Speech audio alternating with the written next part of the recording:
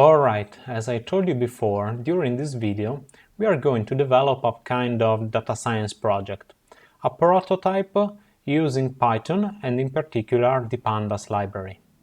Since we are also talking about data science, today we will not using the standard Python files, but we will work with Jupyter notebooks.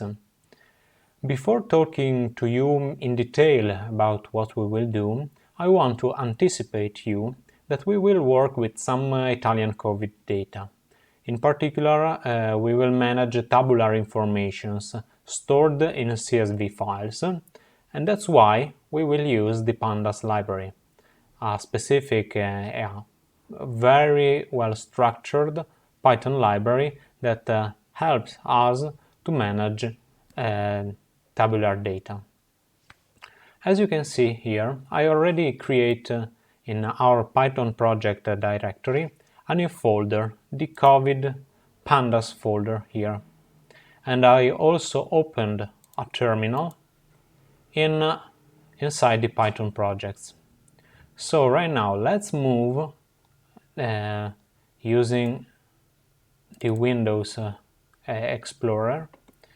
Let's move inside COVID Pandas, the COVID Pandas directory. Here you can see that I have already created several files and folders. In the data folder, I have stored the CSV file that we will use in this project. Inside the data folder, you can find the istat and the PCM DPC folders. In each of one you can find one CSV file, and in this case a PDF, which is the user manual for this data. It's wrote in Italian, since all this data I wanted to keep all this data in Italian, as the statisticians have stored this information in order now in this video to be able to handle it, to learn how to handle this kind of informations. In the other folder instead, I already took care about processing the data and saving them into a proper format. That's why you will find an English name for the file, and also the fields for the table, for this table, are also in English. So let's move back to the COVID Pandas directory, and I also stored an images folder in which you can find this picture. We will see later when and where we will use it. Also, I already created a virtual environment, as you can see by this folder.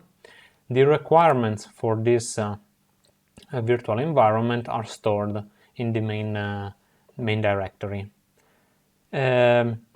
Basically, the requirements may be scary because there are a lot of lines, but that's because I only installed Pandas, which requires, if I'm not mistaken, 2 or other 3 packages to work, and Jupyter Lab, which, since it has a lot of components, it requires a lot of packages to be installed in order to work properly.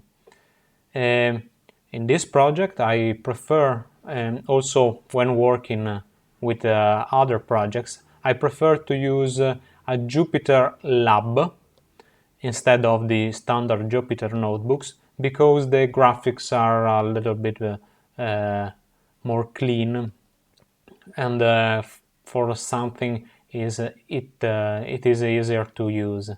But this project can be developed using Jupyter Lab or Jupyter Notebook. For our knowledge, these two tools are the same.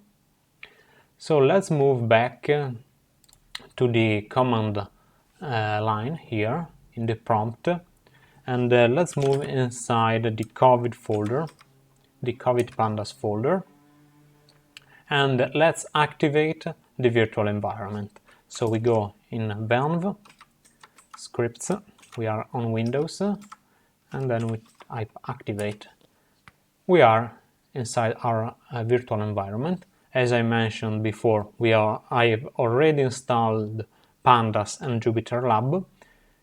In order to work with Jupyter Lab, we have just to run the command inside the virtual environment, remember, because Jupyter Lab is installed only inside the virtual environment. So in order to run it, we have to do it inside the virtual environment. So let's type Jupyter Lab, and as we studied in the first module of this Python course series, a web application is being started.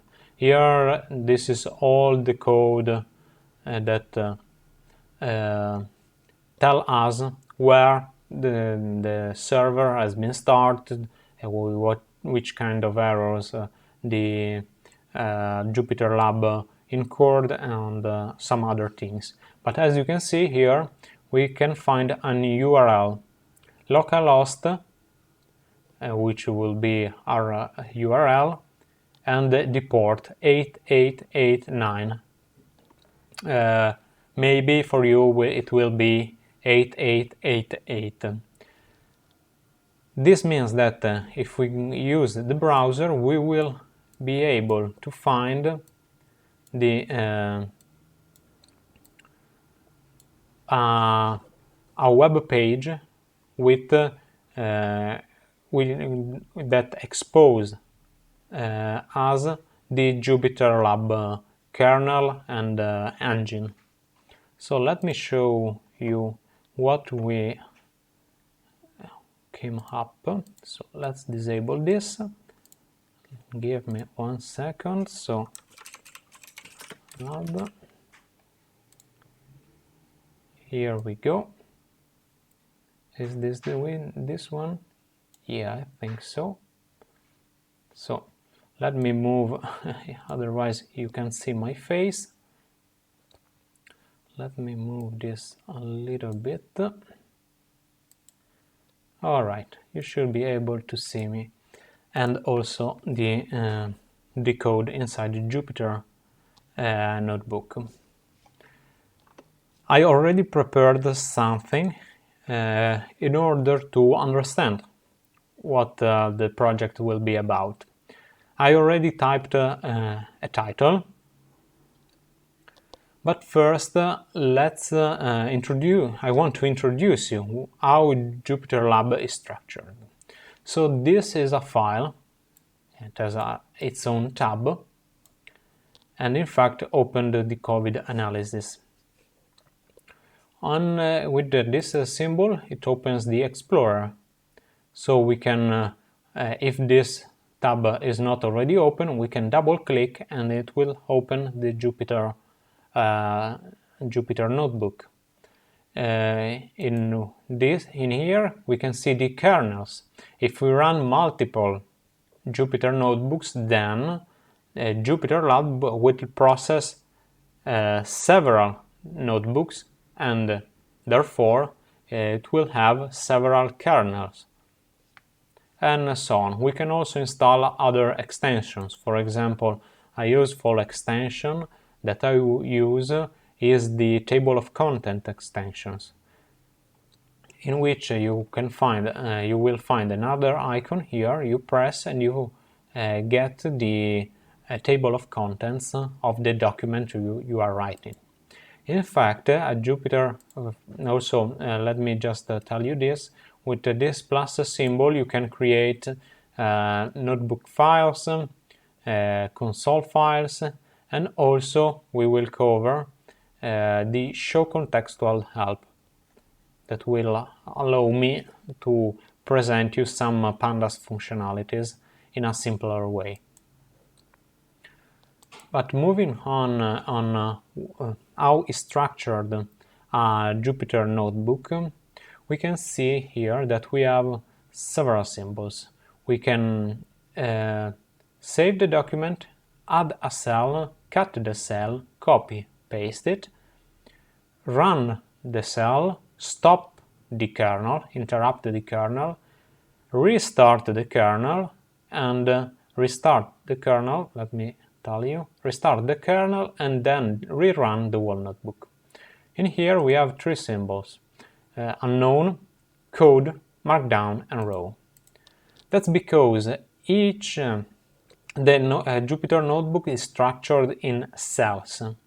And let me add one cell here. We have a cell here, and this is a cell code. It could become a markdown code if I selected this, or a row code if I selected this option. So with a code row, I can type whatever I want, for example, a = 1, and pressing play or shift enter, the kernel will execute this line of code, or better, this cell, because here I can type other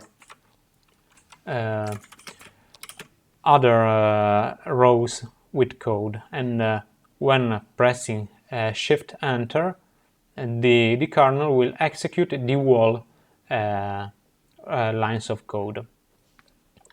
If instead, this helps us to structure a little bit better the code. If we are trying to make things happen, we do not have a clear idea on how to develop the project, what we want to accomplish, but we are trying something, so we can create several cells of codes and run separately. Also, in a Jupyter Lab, it doesn't matter the order in which these cells are, but what does matter is the order in which I run those cells. For example, I may have a code cell here, and this one, another one here. If I run b = 1 before a, for example here, let me print a plus b, this is allowed. I can run this cell and it tells me the number, the order, and then I run this cell, the second one, and in fact the code works perfectly because the b variable is already stored from the previous, the first cell I ran. It doesn't, let's restart the kernel. It doesn't work if I do the opposite, if I run the a = 1 and the print first, because it will tell me b, the variable b is not defined, of course. Alright. Also, another thing, let's bring this, I can move these cells, as you can, by left clicking it and moving. Also, another thing that is very useful in Jupyter Notebooks is the fact that the document will show me the result of the last line of code for each cell. For example, here I run, let me restart, I run b = 1, and then a = 1, and a plus b. This in a common Python file will output 2, okay, but if it's not stored anywhere in another variable, this sum will do nothing. Instead, the Jupyter Notebook returns us the result of the operation, the result or the value of the last line of code. If I left only a = 1, of course the output of this line of code is none. I have initialized a variable. and that's why, for example, here it returns nothing, both for b equals to 1 and a equal to 1. So this is very useful. This is a very useful functionality when we want to print things faster, because we are maybe in a prototype phase. Another useful thing about these cells of code is the fact that if I have to do computational heavy operations, I can split the heavy computational code to a cell, and then the other code could be stored in another one. So for example, let's imagine this to be a heavy code here. We run this code one time, that's it, and then we can do whatever we want next. Maybe we type it wrong here, a should be 2 instead of 1. I don't need to rerun the entire document as I have to in a Python script, in a Python file, because the code must be interpreted again. Here I just need to rerun, fix the bug, and then rerun the cell. It overwrites the initialization of A, and that's it. I'm saved.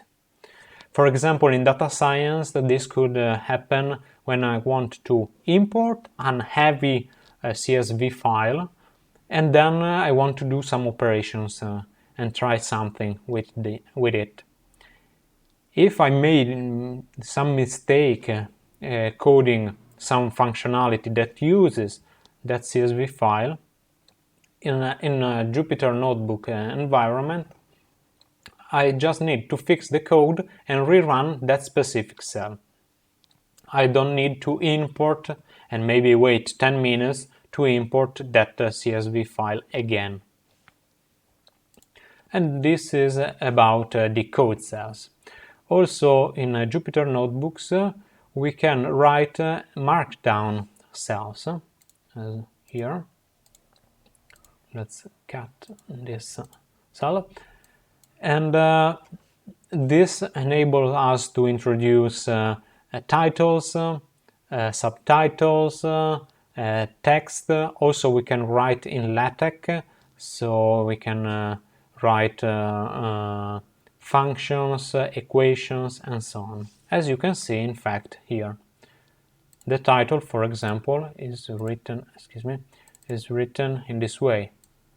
The hashtag, and then I print this, I write this, and also since this is a markdown file, I can also write HTML code with CSS also. So for example, here I want to write C notes in the present document, but this will be a paragraph for HTML code. Also, I want to align the text on the right, and the font of the text should be italic.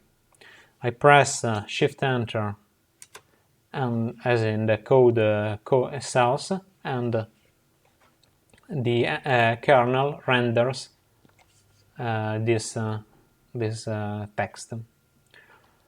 Okay. So let's move on, and let's talk about what we are doing in this video. The title of the project will be Analysis of the Misalignment between non-COVID reported deaths and those estimated from the past. So we are in 2020. This video is recorded on December 2020.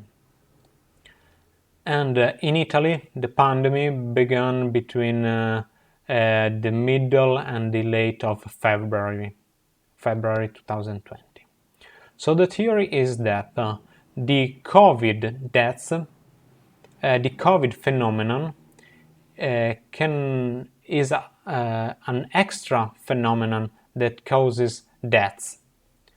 And this means that during the COVID-19 pandemic in Italy, and considering a generic month, for example March, we will have that the monthly reported deaths are equal to the sum of the non-COVID reported deaths, so the individuals died but not because of COVID, plus the COVID-19 reported deaths. What we want to do here? We want to test if the monthly reported deaths, the non-COVID reported deaths, and the COVID reported deaths are accurate as values. In particular, how we can test this? If these values, these three values, these three counts are correct, it means that for all the considered months since the pandemic started, the following relationship should hold. The non-COVID reported deaths, this one, should be approximately equal to this non-COVID reported deaths estimated. So let's look at each term one at a time. The first one, non-COVID reported deaths for this particular month, are computed as the monthly reported deaths minus the COVID reported deaths. Okay, pretty straightforward. What we mean by this second term? We mean that we are computing, I'm sorry here, but it goes, it cut off the formula, but it doesn't matter. This estimated not COVID reported deaths for this particular month are equal to the mean, the average of the monthly reported deaths for the previous years for that specific month. Why? Because in the previous year this term would not exist. We did not have COVID in 2019, 2018. So we can simply consider the monthly reported deaths as equal to the non-COVID reported deaths. If we take a mean of the previous values, we should have a kind of estimate about the non-COVID reported deaths in 2020.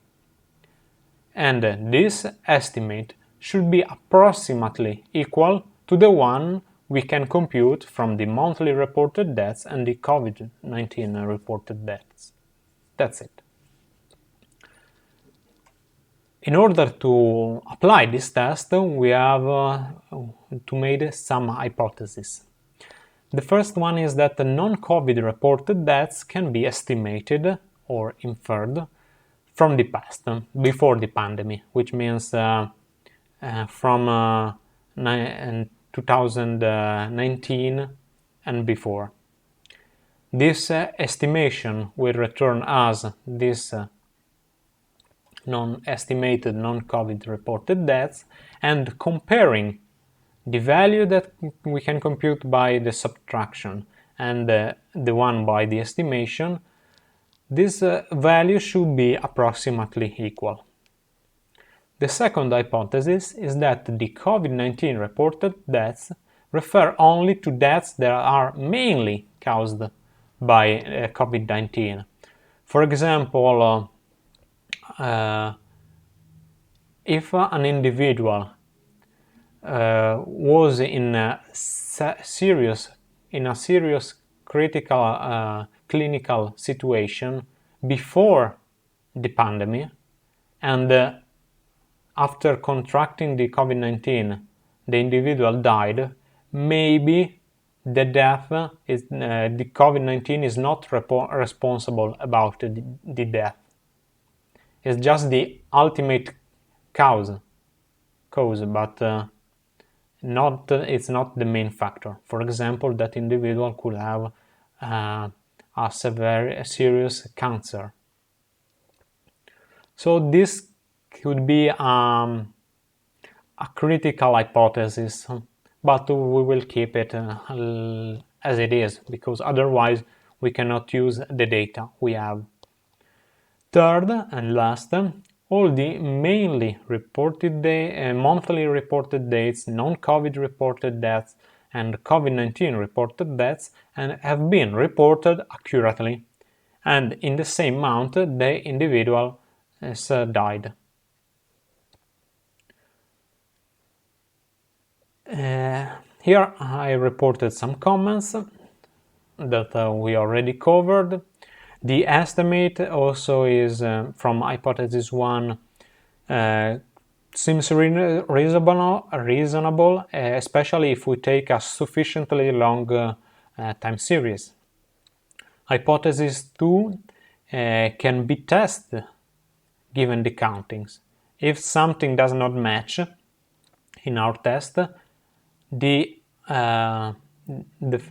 fact that the COVID reported deaths are not accurate may be the cause of this misalignment in our test.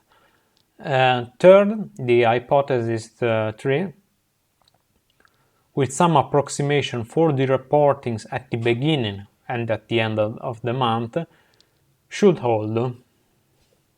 Maybe only the COVID-19 reported deaths may be less accurate, because, for example, in Italy we had some deaths in retirement houses discovered weeks later. So this could cause a shift between the real death and when those deaths are reported. Which data we have? Well, we have two CSV files, two tables. The one covers about March from the last days of November, and is a repository that you can find on GitHub, maintained by the Protezione Civile Italiana, which is the Italian civil protection. And in this database you can find a lot of data about the COVID-19 in Italy.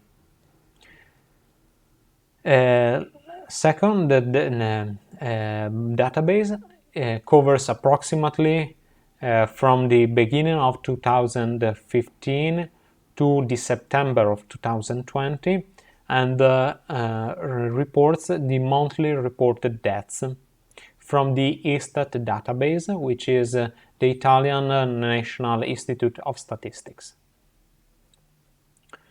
An important note is that the following document and the project we are going to develop has the sole purpose of showing how to develop a scientific project through Python and how to manage tables with Pandas, the Pandas library.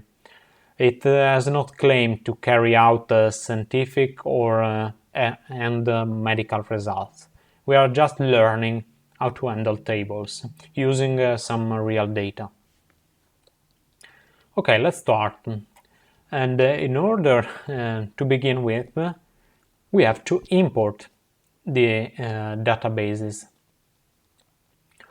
As you can see here, I import by convention Pandas as name PD. So when we will refer to some class, some methods inside the Pandas library, we will write PD dot and the class and the other things. We also import the OS library, which is a standard Python library. You don't have to install it. It's already included in the usual Python package. And it allows us to handle paths independently of our operative systems. In particular, I define two paths in the second cell. Let's first run the first cell, otherwise the other code does not work. So let's write the first one. And in the second cell you can see that I define two variables, the COVID input path and the ISTAT input path. And I use the join function inside the OS library, and in particular inside the path class. So I access to the OS library, OS package, I access to its path class, and I call the join function, and I type data and PCM DPC. This means that this function will join the path currently with the operative system we are. For example, if we are on, let me write it at this row. If we are on Windows, this path should be written as data / PCM DPC. And inside this path we will find one of the two CSV files, remember? In Linux instead, this symbol does not mean anything. We have to use this other symbol. The OS library takes care of this. So if you are on, for example, Ubuntu or Windows, this code should theoretically work. I also define the ISTAT input path, which is this one. We are following the order in which I presented the two databases. So let's import and let's print what COVID input path is. As you can see, the OS library recognized that I'm working on Windows and wrote the path in this way. I write a new title here, Deaths by COVID-19. Why? Because we are working with this database here from Protezione Civile Italiana, the Italian Civil Protection. So in here we will handle the COVID data.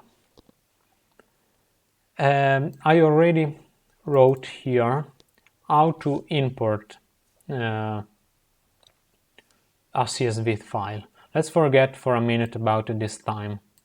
So I call the pandas read underscore CSV function, and I give to the function the path and the name file of the CSV. So what I do again, I call the OS path join function in order to concatenate the COVID input path plus the name of the file .csv. That's it. The read CSV file will return to us what is called a data frame, and we will store it in this COVID deaths data frame. What is a data frame in Pandas? Is the Python object that describes a table. We will encounter another very famous and important object in Pandas, which will be this series. This series could be seen as a row or a column of a data frame.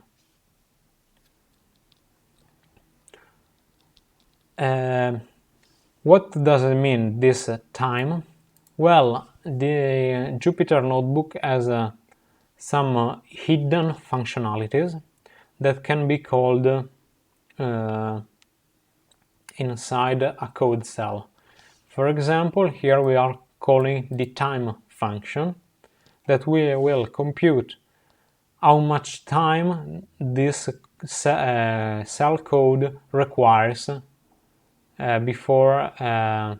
in order to conclude its execution. This 2% symbol means that we are running this time function on the whole cell. If, for example, we want to run instead on just a single line of code, we use the exclamation mark. For example, time and etc. All right.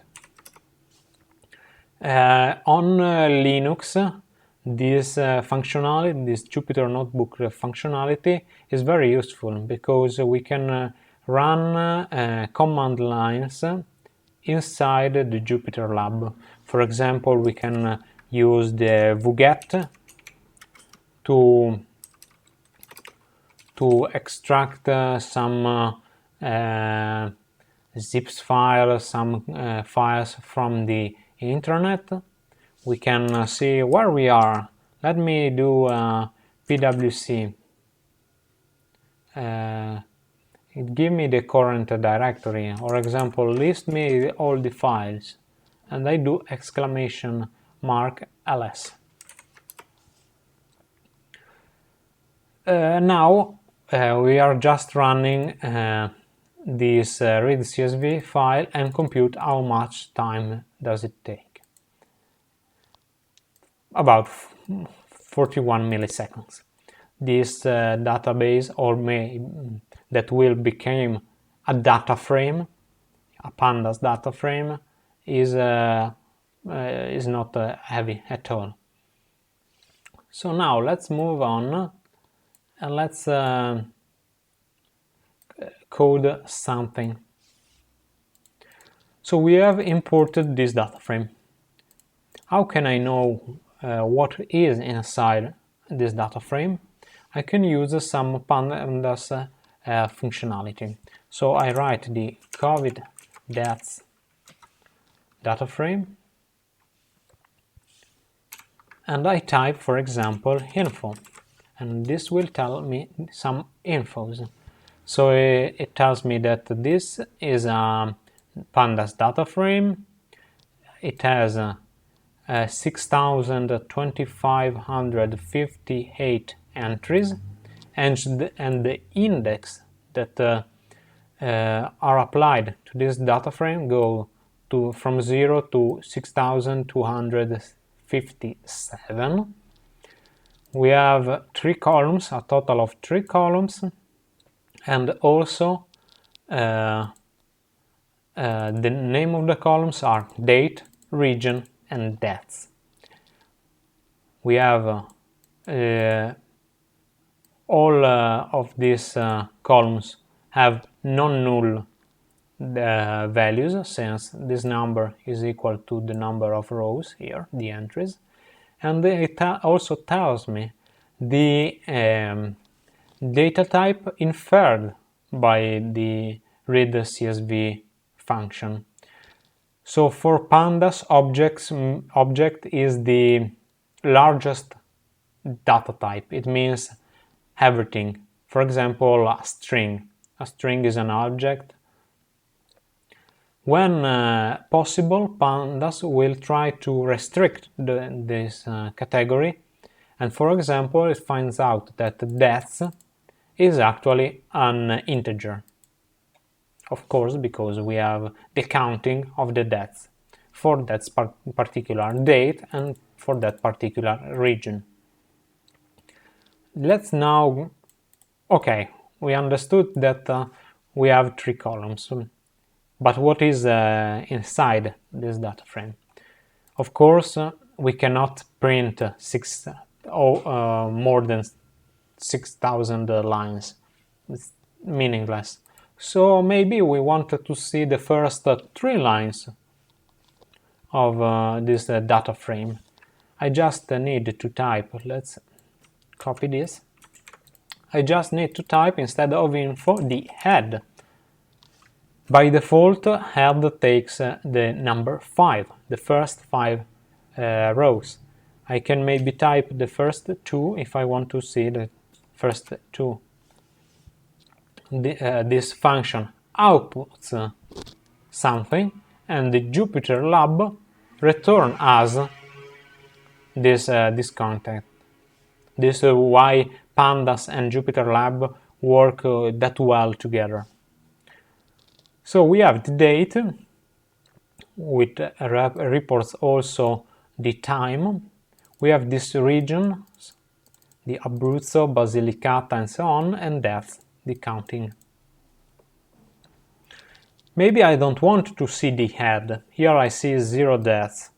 Okay. Is the data frame, the database corrupted? All those deaths are equal to 0. Let's search for the maybe last 5 rows of this data frame.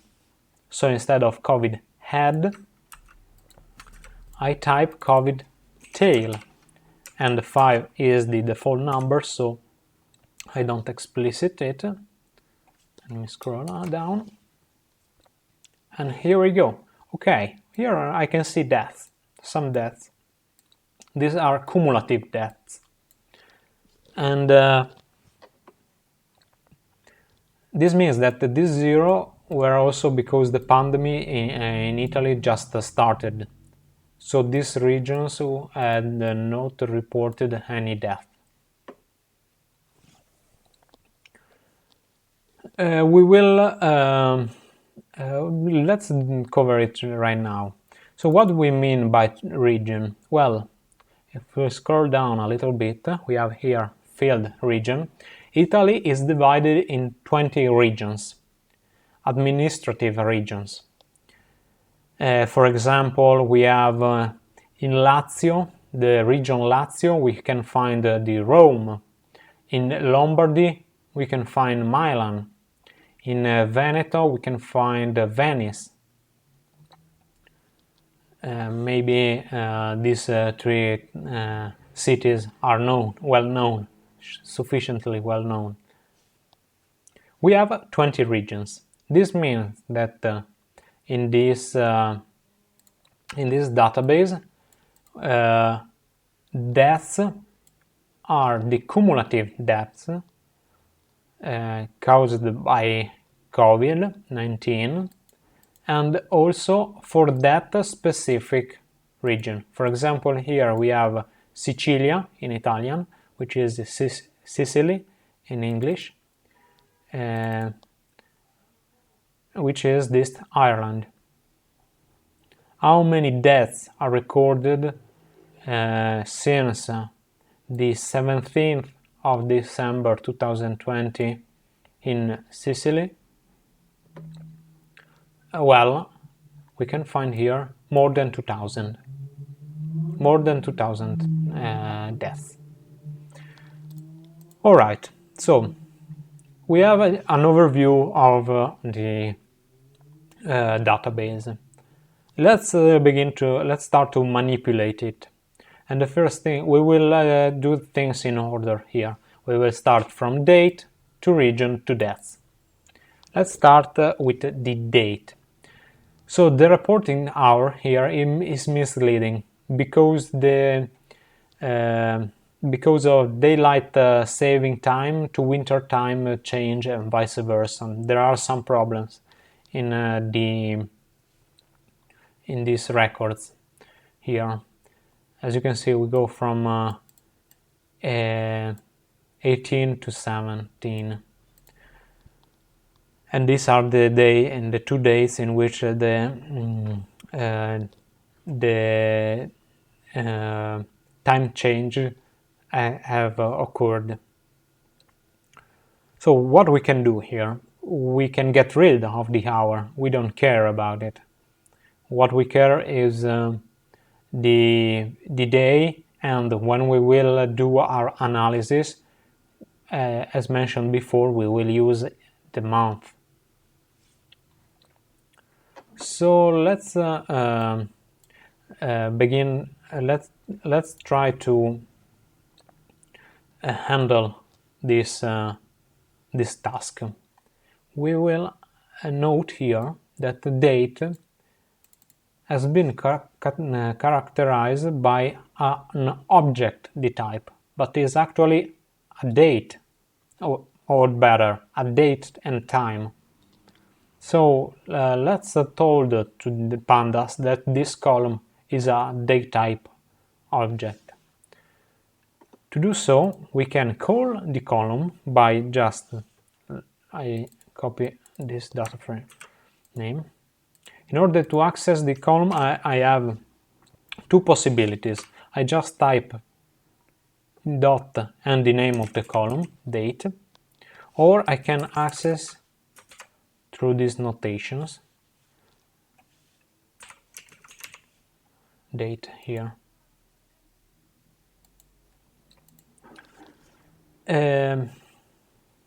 Maybe I have to zoom in a little bit now that we are starting to code.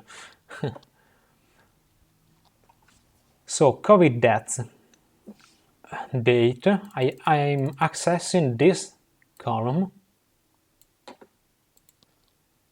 and now I want to tell to Pandas that this column here should be encoded as a DateTime. We have a function in Pandas which is Pandas to DateTime that casts that column in on a DateTime format, and I pass the column. Also, this let's execute it, and let's see in the info what does. For example, here I can rerun the code with, and you can see that date has been now characterized by the DateTime 64 dtype. Okay, fine. You can see here the head is still the same. However, we want to get rid about the hour, so we can apply entering to the DateTime object by typing .dt, and then applying the function normalize that gets rid of the time. For example, here if I run detail, I get only the date. Okay, finally we did it. In fact, you can see here that I can run this code, and now we have still DateTime, yes, but now we have only the date. Let's see which is the maximum and the minimum date. So I just need to take this field and type dot, and I apply a function to that column by typing max, and I do the same by typing min. This means that this data frame goes from date 24th of February 2020 to the 17th of December 2020. Let's check if some of the days is missing. So I already wrote this code for you. We have days between the start and the end of the recordings. That will be just the difference between the maximum and the minimum. Automatically, Pandas will understand that we want to compute a difference between dates, and then therefore it will return to us a number in days. Also, the days of recordings are the length of the unique values of the date. Let's run the code and then cover the second line. So here we have, for example, days between the start and the end of the recording. We are taking the difference of these two values, 297 days.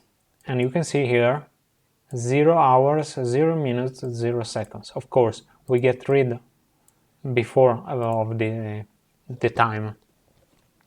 Now what I do in the second line of code, I take the data frame, in particular that specific column, unique date, and then I call the unique function here. Let's write it on another cell code. Date unique. This will return to us the unique values for that specific column. In fact, it will return all the dates. What I do then? I do len. As you can see, this is an array, and each element is the unique date. Of course, in the original data frame, I don't have unique dates because the dates are reported also for each date, but also for each region. So, for one date, I have 20 duplicates. That's why I apply the unique here, and then I count the length of the array by just using the len function applied to this array. And it gives me 298. Why the first line gives return as 297 and the second one 298? Well, because here we are considering the date of recordings, and here we are taking the difference between the end and the start. So we are considering one day off. So this tells us that yes, we have all the dates. Let's move on now, so that this part of the data frame is consistent. Thumbs up. Let's move to the second field, the regions. We already covered that Italy is divided in 20 regions. Okay, but what? Let's take a look on how they are coded. So let's type regions equal as the COVID deaths data frame. We access to the region column by typing this, and we run unique again. Unique will return us the array that is kinda messy. Okay, to print it with a good look, let's specifically type in that these unique values should stored in a list by typing toList. No output because we have stored this information on a variable. Now let's output what is the value of regions, and we find a prettier list. How many elements does this region list have? Let's compute it by typing len of regions. 21. There's something wrong here, right? If we check accurately here, we can see that this Trentino Alto Adige is missing here. But instead we have this PA Bolzano, PA Trento. In Italy, PA is the abbreviation of Provincia Autonoma, which is autonomous province. Each region in Italy is divided into province. And here, in this database, the Trentino Alto Adige region is divided, and the data is reported for specifically Bolzano and Trento, which are the two provinces of the Trentino Alto Adige region. So here we want to group this information and tell this is not Bolzano, not Trento. Let's group together into a Trentino Alto Adige value, as it is here.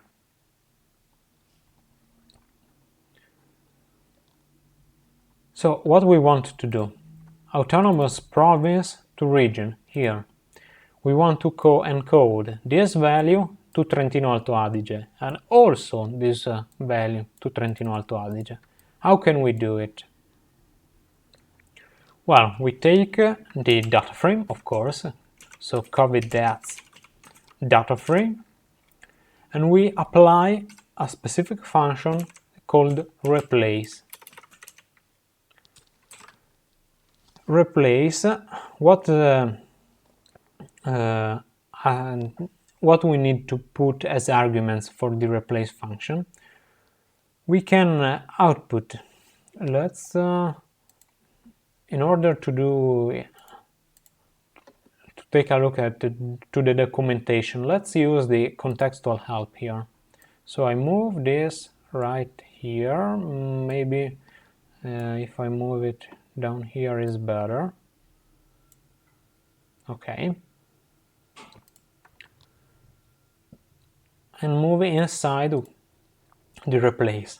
Here we go. The show contextual helper will display to us the documentation about this function. So the replace function has several arguments to replace: value, in place, limit, regex, and method. Also there's a docstring replace, values given in to replace with value. Also what we will look at, also it shows the parameters, and we want to take a look to replace, which can be a string, a regex, a list of a dictionary, and we will use a dictionary, in particular a dictionary like let me show, like this one. For a data frame nested dictionaries as a as key, and then the values of this particular a key are another in the value is another dictionary, I'll read as follow. Look in column A, this one, for the value B, replace it with, for example, this is a none. So what we want to do here, we want to tell him that to replace the one of the arguments that are required by this function, we want a dictionary, and we will type here the column. The column name is region. And what we want to do, we want to replace Bolzano with Trentino Alto Adige, Trento with Trentino Alto Adige. So we pass this dictionary. And that's it, game done. Except for one thing. This function returns to us the new data frame after the replacements. But instead we want to modify the data frame itself. That's why we can make use of this in place parameter and put it to true. Let's see what it does. In place is a boolean, so the false is false. If true, in place. This will modify any other views of the object. This means that if we type in place equal to true, we are modifying the data frame itself, the one for which we are applying the replace function. Let's run it. And now let's compute it again. For example, the regions. Let's drop a little bit this, that we will make use next. We have regions that we have computed again. Hola! Trentino Alto Adige finally. No more Bolzano or Trento. Very good, except for one thing. Now, for one specific day, we have two rows that have region Trentino Alto Adige, and and because of that we have two countings of that, because we have just replaced the value. Now we want to sum all the dates for Trentino Alto Adige and for a specific date. How can we do it? Well, we can do it by calling a group by. So let's take our data frame and let's apply a group by. We want to group the values, group by what? You can see here it already tells you. Group by, alright, by what? What is a list of two columns, date and region. Okay, we have grouped. Okay, now what? Now that the data has been grouped using date and region as keys, we take the column dates, and what we do, we sum. So we have grouped the rows by date and regions. We take the column dates and we sum for each group, which is the output. As you can see here, we have date, we take Abruzzo for example, this is the sum. Here we have Trentino Alto Adige, which is the sum of this. Notice that Jupyter Lab Notebook returned this to us. This means that we did not overwrite yet COVID deaths data frame. So let's print it. For example, detail for the last 10 rows. And as I was telling you before, we have two rows here for the 17th of December. Probably this will be the Bolzano, this will be Trento. Now, but we want for us the same date, for the same reason, the sum of the two dates. That's why we group by date and region, we take dates and we take the sum of this. This in fact is equal to 1494. This one is equal to this one. Amazing.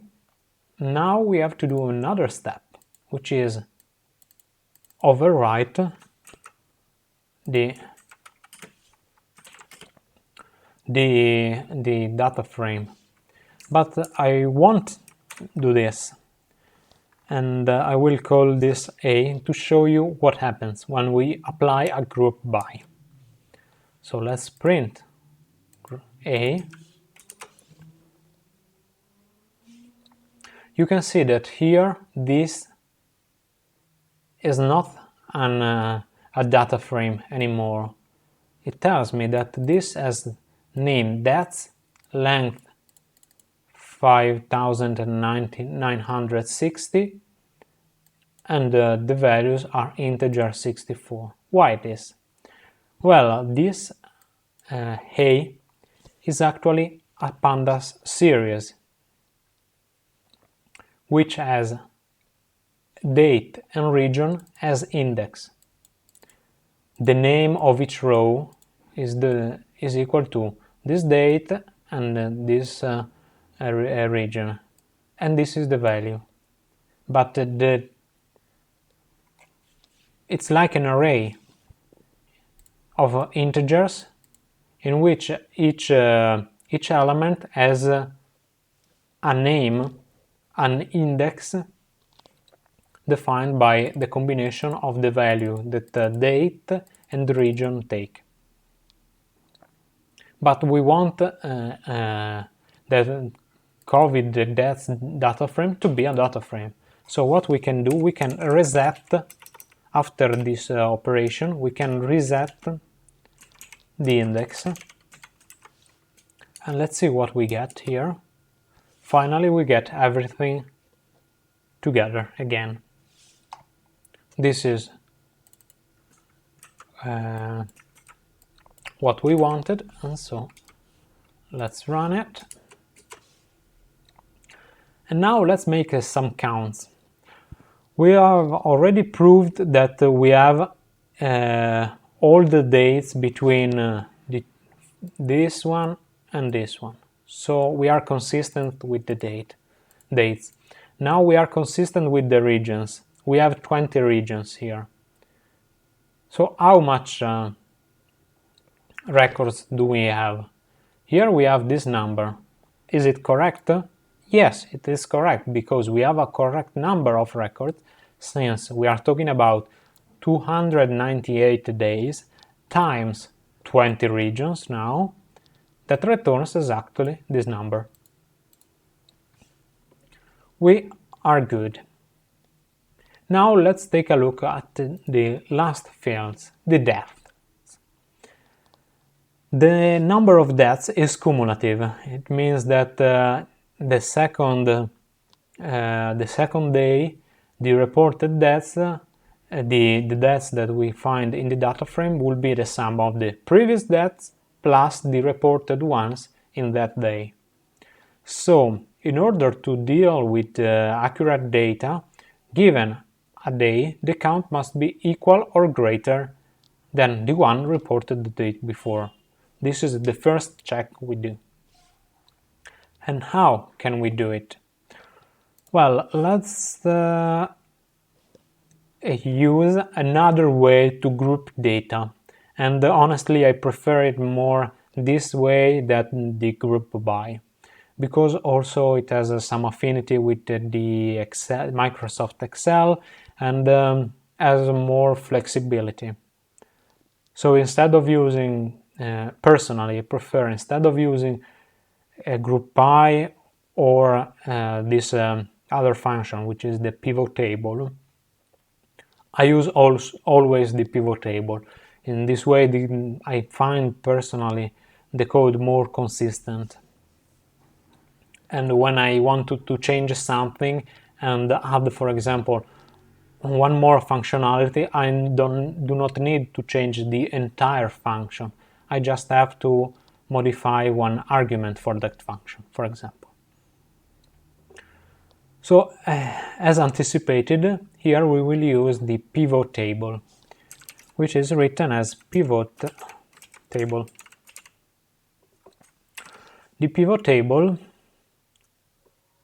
let's move this, takes a lot of arguments. The first one is data. So, since we are not passing here, we are not passing, it's not a, a method of the data frame. The pivot table is a function of a Pandas function. So it requires to specify which data frame should be involved in the computation. So we have to write data equal, we will of course use the COVID deaths data frame. And what we want to do here? Well, we want to aggregate data with respect to only the date. So we take as index, as row, the data, the date,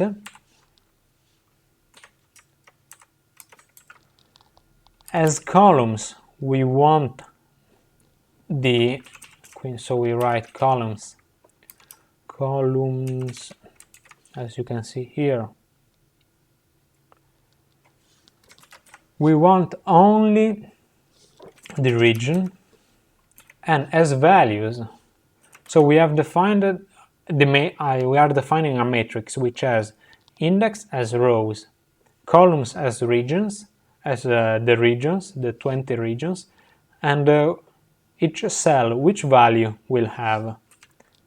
We specify it with the argument values, and will be, of course, the last one, deaths.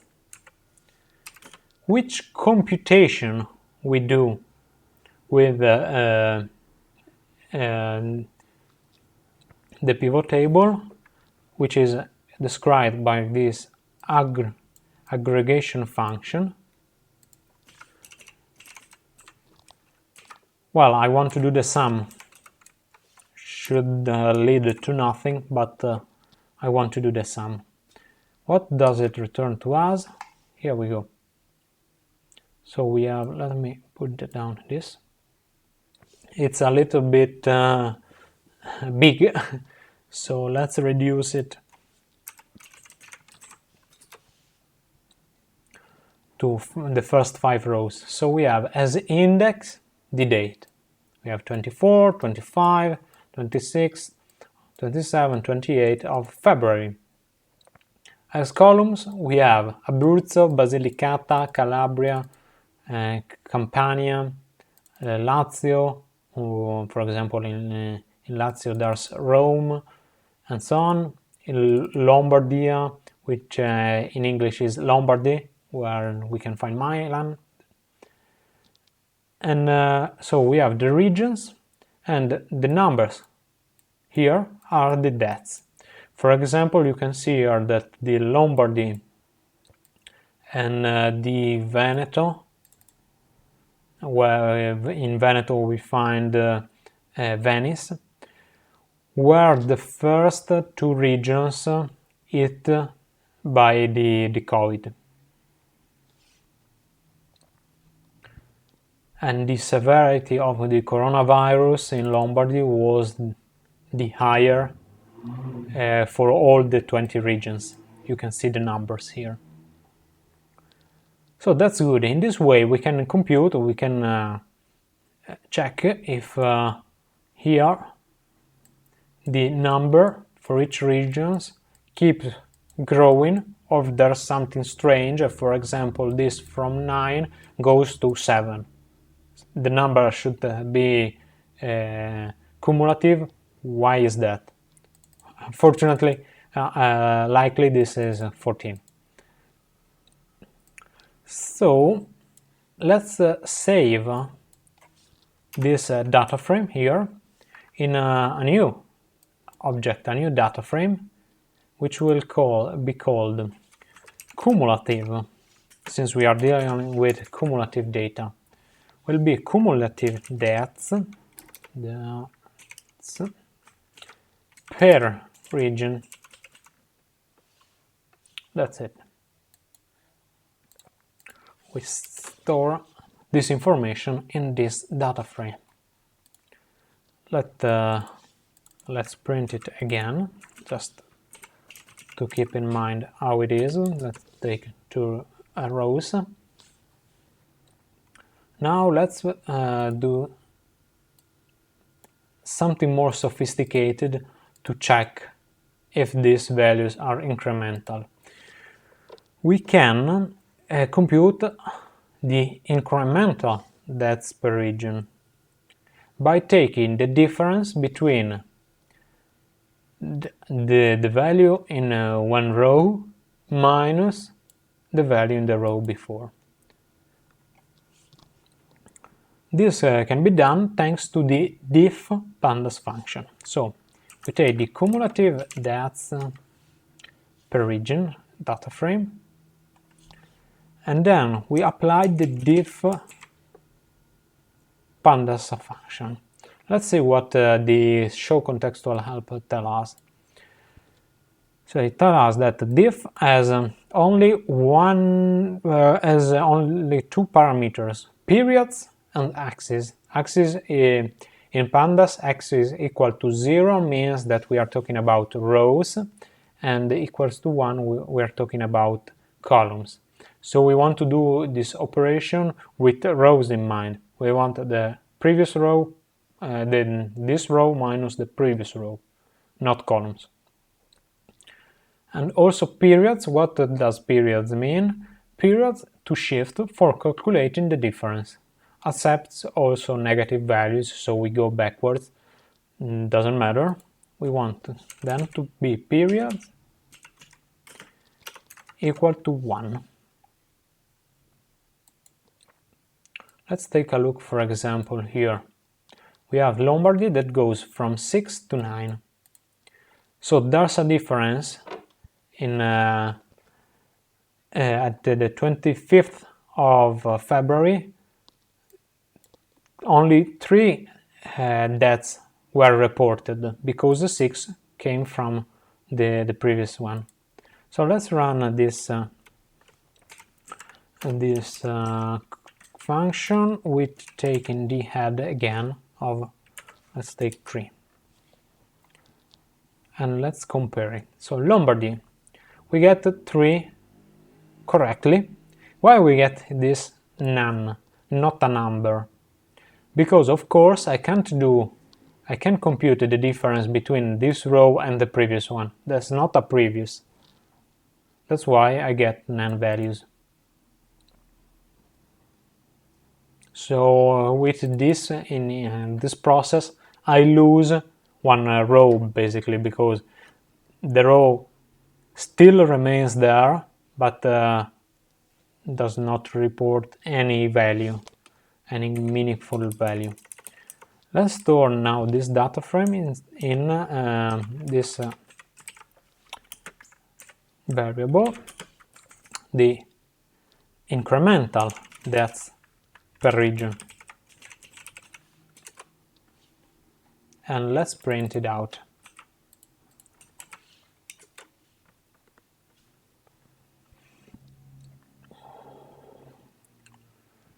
Last, we need to check that the values here should be positive or at the limit equal to 0, because the depth can be 0 for one day or positive. In order to do so, we will search for the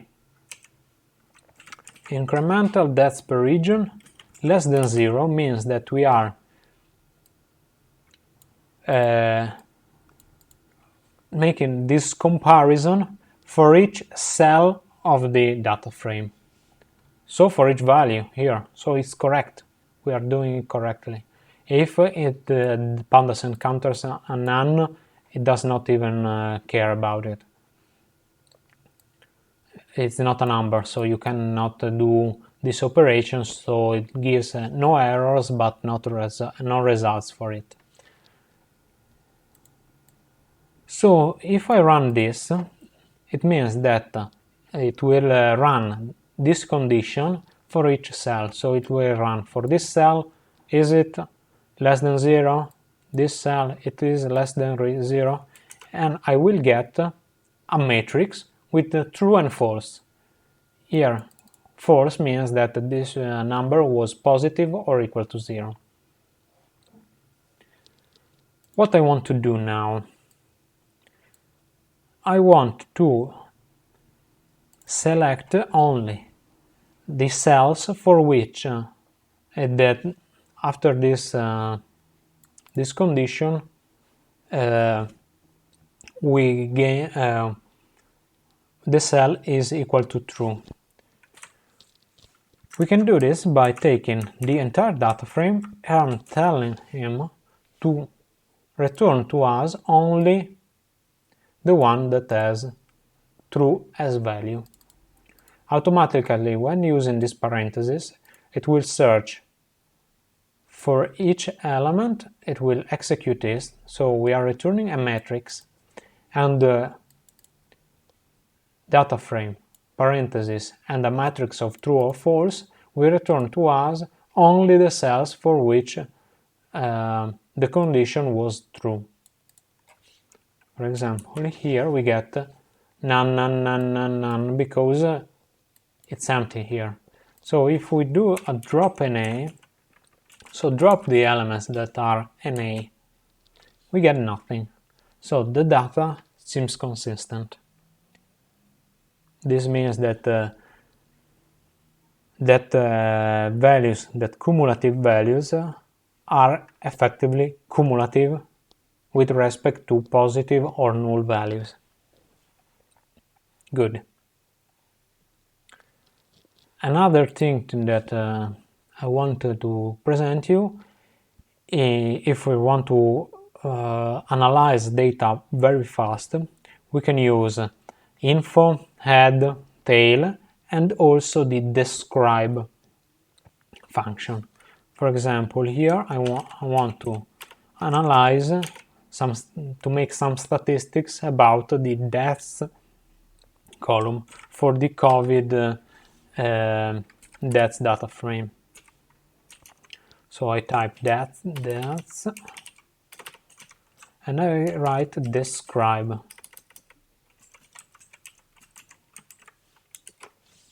Would return us the count of the values, the mean of that value, the standard deviation, the minimum value, the percentage, the percentile, and the maximum value.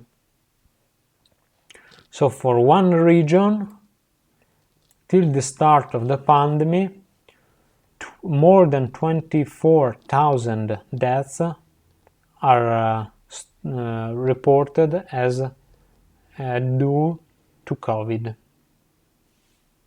Incredible. This is a huge number if we are considering that the Italian regions are not that big. Italy is not that big with respect to Europe or United States.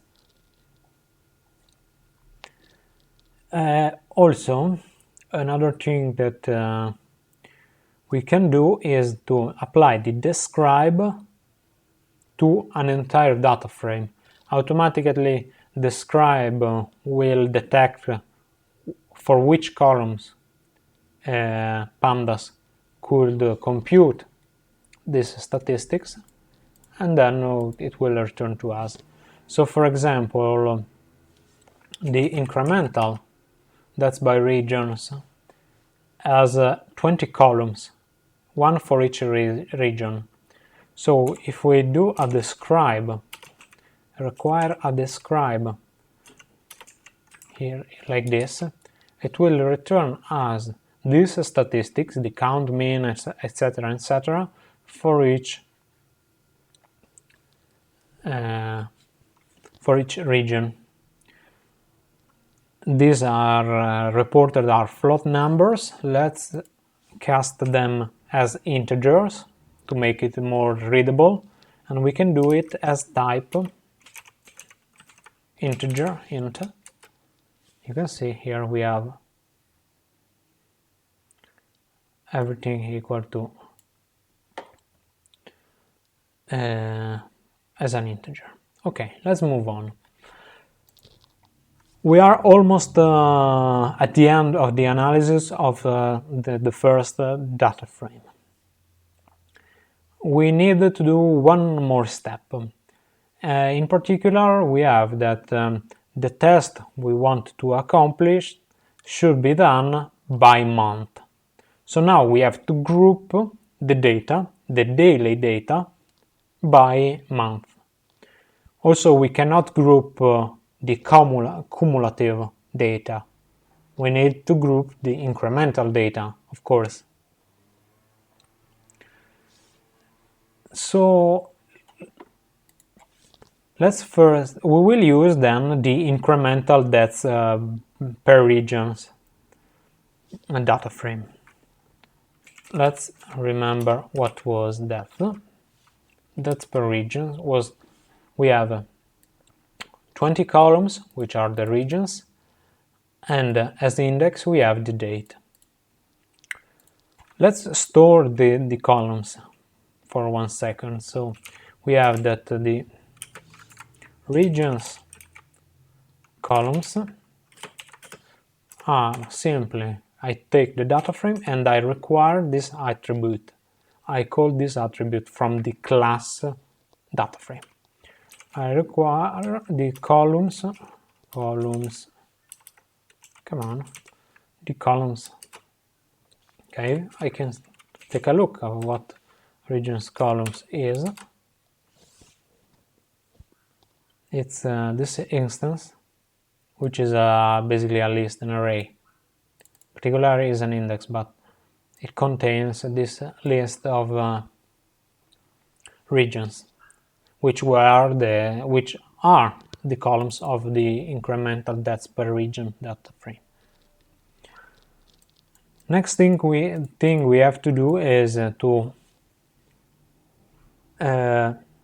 take the date and bring the date as a column right now. So we need to reset the index. So we do incremental, that's per region, reset index. And we do in place. We don't want to create another data frame, but we want to modify this one. So we write in place equals to true. Let's see what is this data frame by typing info. And we have the date here and all the other regions. 21 columns, in fact. 21 columns here. Now there's the tricky part.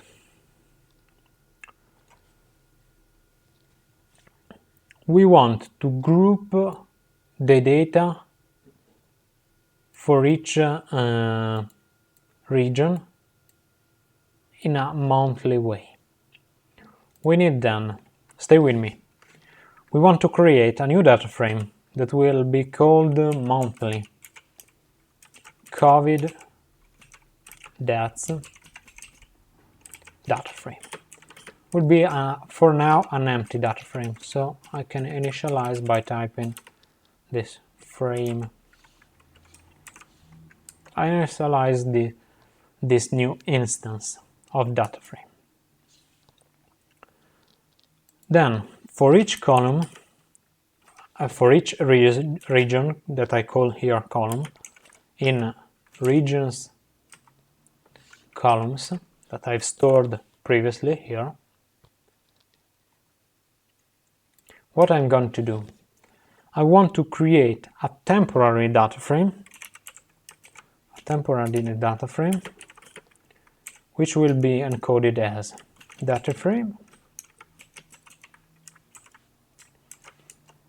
and we'll have, if I pass to a data frame a dictionary, I can initialize that data frame where the keys of the data frame will be the name of the columns and the values of that keys will be the rows for that column.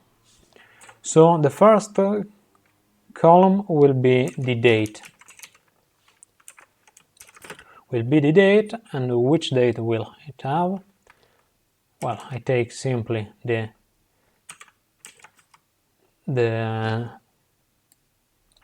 incremental, that's per region dataset, and retrieve the date.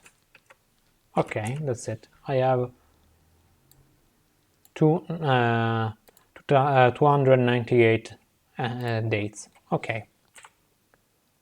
So for each loop in the data frame, we will take the same set of dates. What we are gonna do here, we want to stack for each region, we want to create a data frame in which we will have the date, the field region, and the field dates. But how can we create a field regions if we have here 20 columns, one for each region?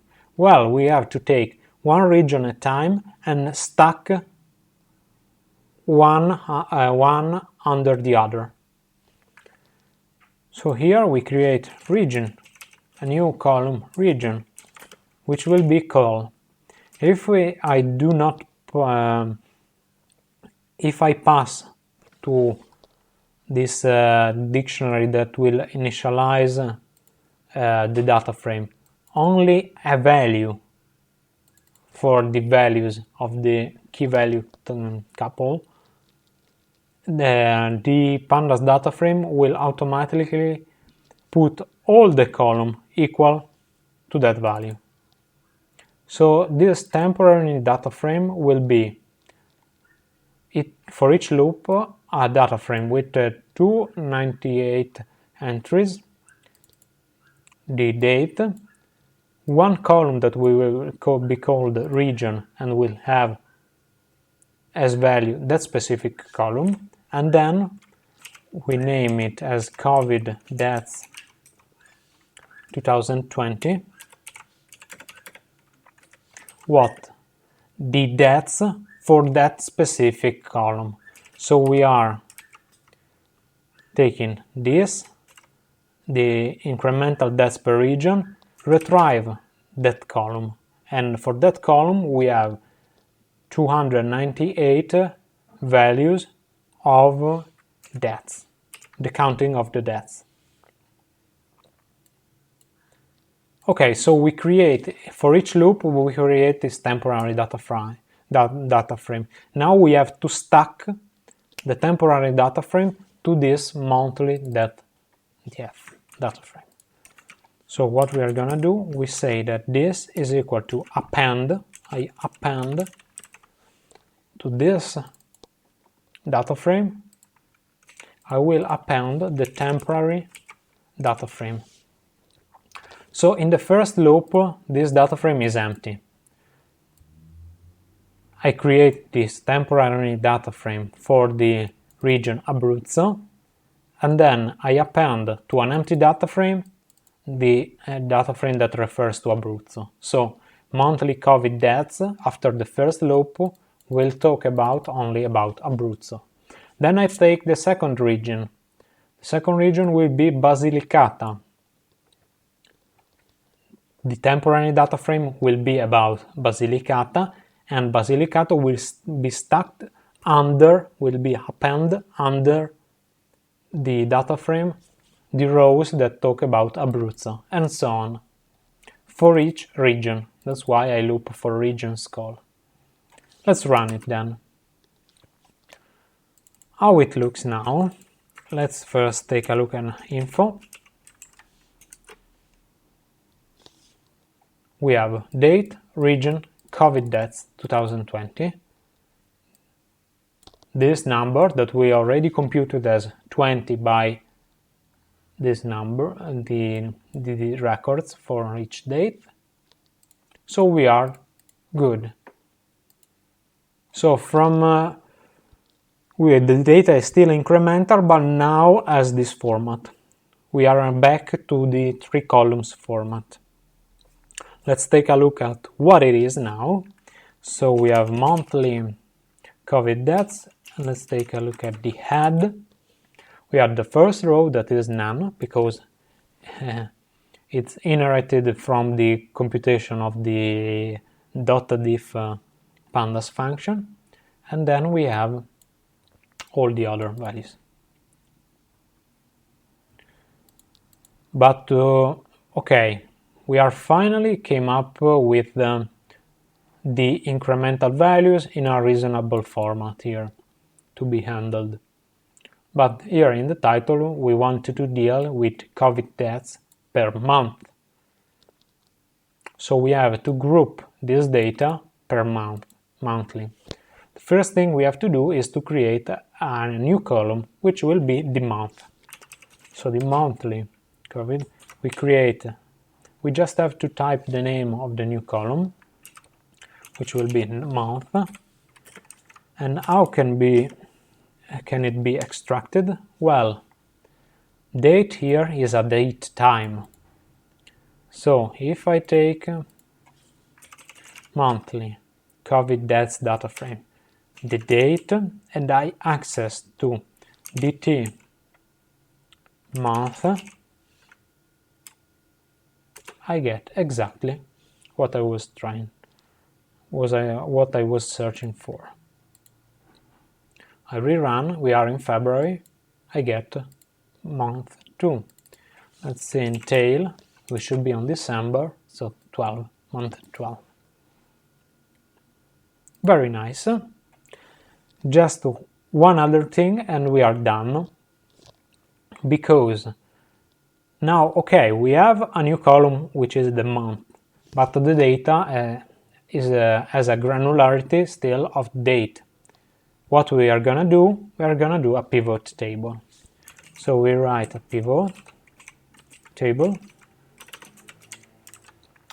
with the data will be, of course, monthly COVID deaths. Let me go here so you can read it better. So we have data monthly COVID deaths, data frame. Which index do I want? I want to describe the deaths by month and region, right? So here I write month and region. That's it. Columns, I don't have any particular choice here. The values instead will be, of course, the COVID deaths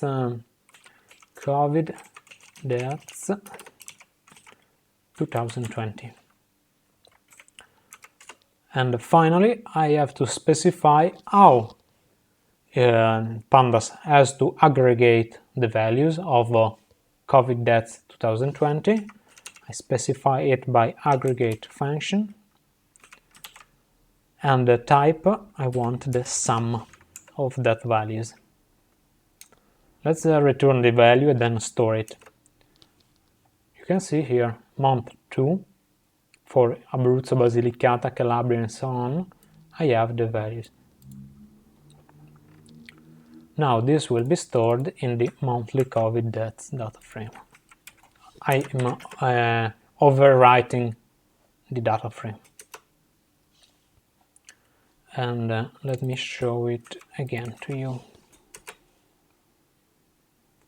Of course, for February and December, this information is not completed, because we are taking the last few days of February, for example, and if I'm not mistaken, the first 17 days of December.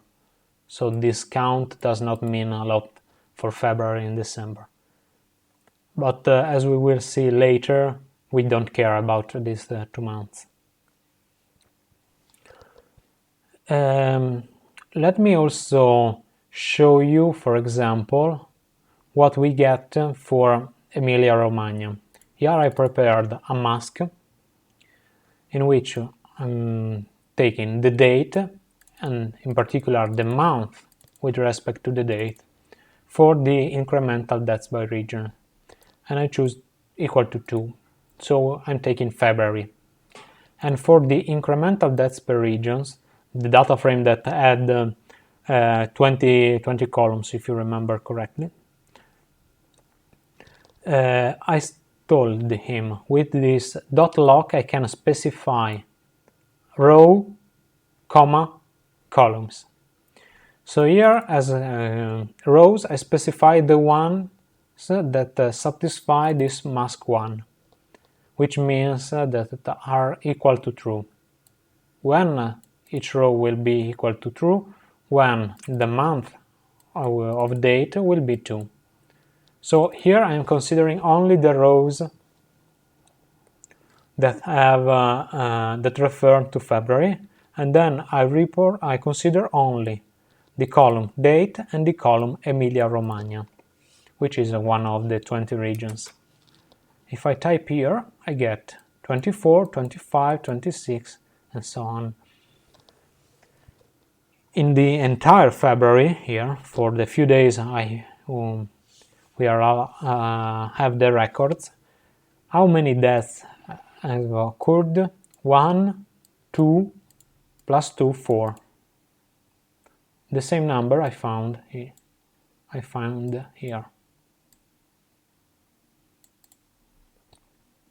So that's correct.